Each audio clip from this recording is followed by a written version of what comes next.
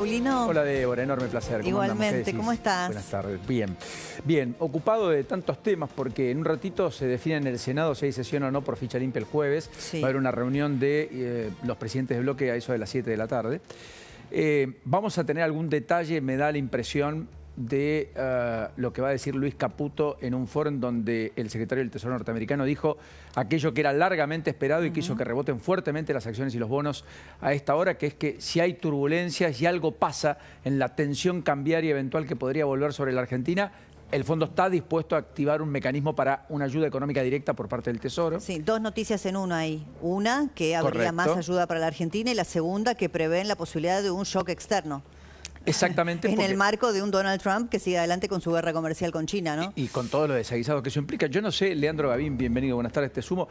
¿Cómo terminaron los bonos en los Estados Unidos? Porque ayer estaba todo rojo de vuelta, en medio de toda una avanzada comercial, en una batalla campal con China, que ya tiene otros interlocutores y que ha tenido una destrucción de los activos norteamericanos fenomenal, fenomenal. Dicen que abril podría ser el peor mes desde 1932 para el mercado norteamericano. Insisto, abril podría ser el peor mes para el mercado norteamericano desde 1932.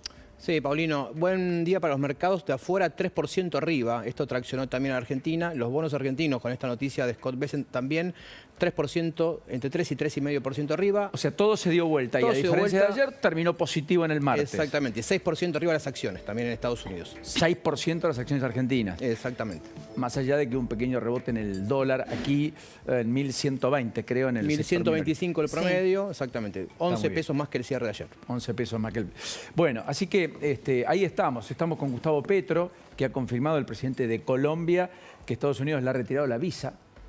Dicho que, bueno, tiene que ver con esta dinámica de Trump, ¿no es cierto? Sí, un mundo que, bueno, en lo que va a ser la despedida del Papa empieza también a poner todo esto de la geopolítica sobre la mesa, porque no va Pedro Sánchez, por ejemplo, el presidente español, al Vaticano.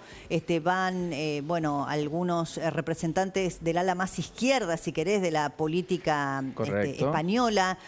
Bueno, un Trump que va a estar allí sin presencia o sin confirmación del gobierno chino, con la ausencia de Rusia. O sea, todo esto que está pasando en el mundo un poco centralizado o simbolizado en las 24 horas del próximo sábado, ¿no? También. Exactamente. Y después hay noticias Ahí está económicas. La imagen, perdón, de Petro enfrentado con el propio Trump. Hablando de España, Pedro Sánchez acaba de confirmar el presidente español que va a haber una inversión de 10.470 millones de euros para la defensa y para llevar la inversión en defensa en el presupuesto de este año al 2% del Producto Bruto Interno. Todo esto en línea con los anuncios de aumentos de partidas para la defensa que ha establecido Europa desde hace ya un mes, después de la decisión de la Unión Europea en Bruselas respecto a intentar empezar a defenderse por sí mismo, por cuenta y orden propia, frente a el desprendimiento que sienten que ha hecho Estados Unidos del cobijo histórico que tuvo de la región.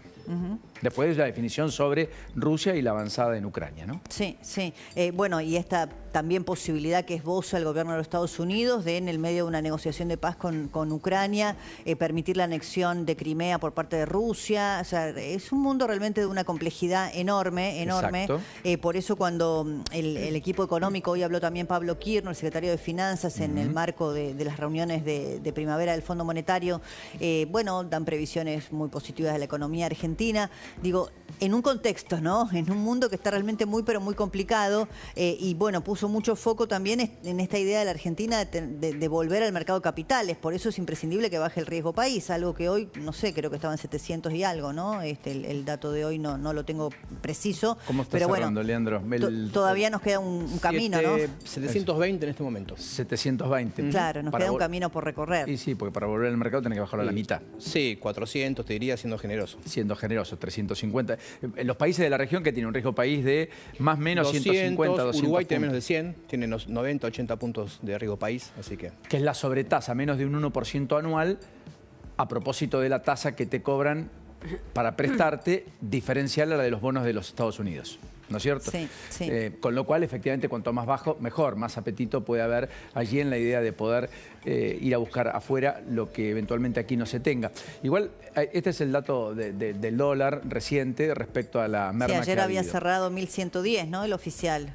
Blue 1185, cerró abajo, Sí, me parece. está para arriba, la flechita está mal puesta ahí, Entonces va está para arriba, claramente. Sí, sí. Subió 3% el dólar blue, 1185. Entonces se calentó en las cuevas. Todo digamos. subió en realidad, hasta el oficial subió. A todo para arriba, sí, porque el contador todo de para liquidación, arriba. sí. El oficial subió poquito, pero el resto también 2-3% del blue el que hizo el rebote más fuerte. Bueno, veremos qué pasa mañana después del anuncio de Bessent, ¿no? El secretario del Sí. Tesoro norteamericano. Bueno, la economía, de todas maneras, hasta la foto de febrero, hasta criptolibra, etcétera, yo te diría que tiene indicadores que le permiten al gobierno tener cierta algarabía, mucha Sí, el dato del posibilidad, EMAE, digamos. recién Exacto. me pasaba Carlos, la economía creciendo 5.7% en febrero, ¿no? El mayor... Interanual. Sí, interanual, el mayor, ¿no? En la era del presidente Milei.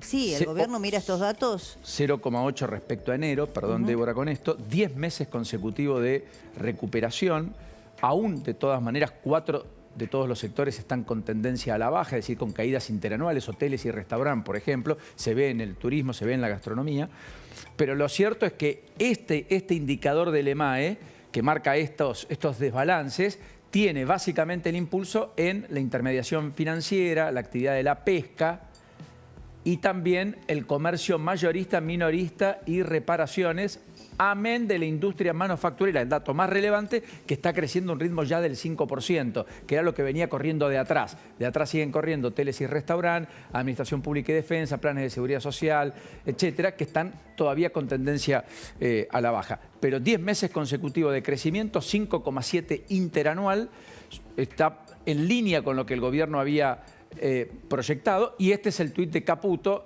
que marca un poco la euforia con la que se vivió en el equipo económico, el dato que se dio a conocer hoy, que es de una foto relativamente vieja, que concluye el 28 de febrero, en el medio pasaron cosas, pero que todo el mundo da cuenta de que no hubo una afectación mayúscula en la economía, así como muchos están diciendo que tras la salida del cepo cambiario, efectivamente el traspaso a precios no se siente, a tal punto que algunas empresas, y hoy el presidente mismo lo valoró y el ministro de Economía en particular también lo tuiteó, algunas empresas están retrotrayendo aumentos que habían establecido, incluso la semana pasada, por caso Volkswagen, una de las automotrices líderes. Sí, sí, efectivamente. En el caso de la automotriz había hecho un anuncio, creo que de una recomposición del 3% como consecuencia de la salida del cepo, que, bueno, retrotrae. Sí, yo creo que es parte de una nueva discusión en la Argentina, ¿no? Hablando tanto de batalla cultural en otros aspectos ideológicos vinculados con las ideas del gobierno y del presidente Milei, que es esta idea de haber vivido durante tantos años con inflación en la Argentina y empezar a ver que no todo el mundo está dispuesto a convalidar subas de precios que no tienen de las PASO. Sí, a propósito de eso, no quiero dejar de sumar a Cancelaria rápidamente, porque hasta donde sé, eso parece no tan lineal a esta hora, Débora, entre las novedades que tenemos. ¿O me equivoco, Cancelaria? No, efectivamente, todavía está todo por verse. Inclusive se está especulando con que no haya sesión mañana en provincia de Buenos Aires, con lo cual todo se puede dar y debatir. Y la Libertad Avanza con el PRO, todo mal hoy en Balcarce y Belgrano. O sea que efectivamente, mirá si hay novedades, en el medio se suspendió el Congreso que iba a ser el Partido Justicialista el viernes, así como la Libertad Avanza ha pospuesto el encuentro que iba a tener hoy en La Plata para potenciar la Libertad Avanza como sello, con cierres con Karina Milei y otros referentes, Sebastián Parejas en particular, Javier Milei. y donde iba a estar el propio Claro, el presidente propio Javier Milei. presidente que está dispuesto a jugar ahí y también en la ciudad, ¿no? Acompañando a Dorni en el último tramo de la campaña. Todo quedó un poquito con el paraguas, ¿no? del Papa Francisco. No veo mucha paz, ¿no? A propósito del mensaje espiritual. No caló tan hondo. No No me entendieron, parece que no entendieron no, nada, no. dijo García Cuerva, Y en sí, una se frase ve que muy, tiene razón. sí, muy atinada a propósito de lo que pasó con el abucheo a Victoria Villarroel ayer al salir de la iglesia, no basílica, es cierto, me lo recordaron muchos, la iglesia de Flores, donde habitualmente el Papa Francisco hacía de las suyas. ¿cómo decías, Lourdes? San José de Flores. San José de Flores, sí. Bueno, ayer, porque incluso en esa misma misa, ayer hubo una cosa de un gesto que creo que está en La Nación, si mal no recuerdo, Sí. en la Home, sí, Sí. entre Victoria Villarroel y Pérez Esquivel, Nobel de la Paz, un hombre que ideológicamente está enfrentado. Totalmente. Ahí está la imagen, está enfrentado con Villarroel. También está Clara Mucio en primera fila allí, la vicejefa de gobierno de la ciudad.